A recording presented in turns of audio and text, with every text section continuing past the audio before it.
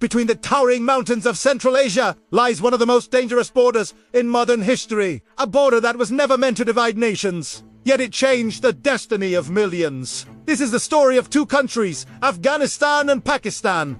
Two neighbors connected by culture, language, and history, but separated by a single line on a map. A line that would ignite more than a century of tension, conflict, and mistrust. To understand this story, we must travel back in time to the age of empire. In the late 19th century, Central Asia became the battlefield of a silent war between two great empires. The British Empire ruled India, while the Russian Empire expanded south toward the warm waters of Asia.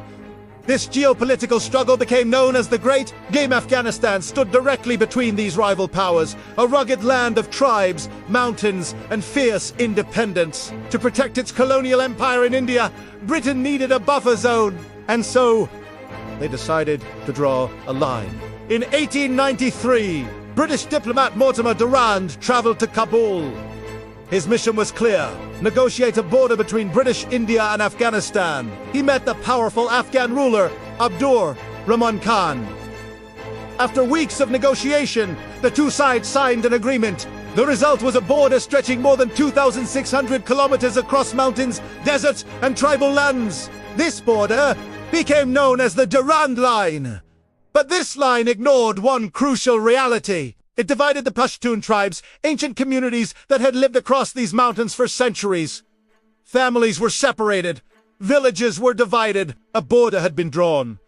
But the story was far from over. More than 50 years later, the political map of South Asia changed forever. In 1947, the British Empire left the region. Out of the partition of India, a new nation was born: Pakistan. Pakistan inherited the Durand Line as its official border with Afghanistan, but Afghanistan refused to fully accept this colonial boundary. In a historic diplomatic moment, Afghanistan became the only country that voted against Pakistan joining the United Nations. In the decades that followed, a new political idea began to spread: Pashtunistan, a proposed homeland for the Pashtun people. This new state would include large parts of Pakistan's northwest frontier. For Pakistan, this was seen as a direct threat to its territorial integrity. Tensions escalated, borders closed, trade stopped. The relationship between the two countries grew increasingly fragile. Then, in 1979, the region was shaken by a major global conflict. The Soviet Union invaded Afghanistan. Afghan resistance fighters, known as the Mujahideen,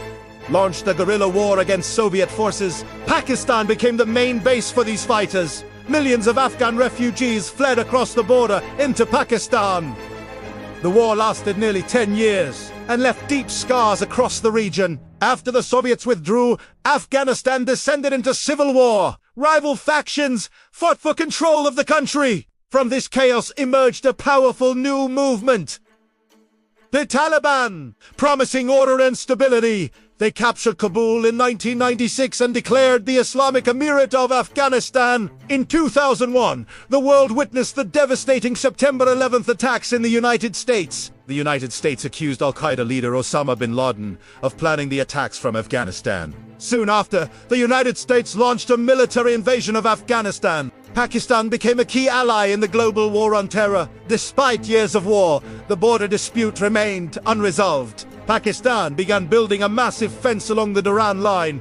Afghanistan criticized the project. Cross-border attacks and militant activity continued to strain relations. More than a century after the Durand Line was drawn, the question of the border still remains. Yet the people on both sides share language, culture, and history. Perhaps the future will bring something the past could not. Peace across the mountains.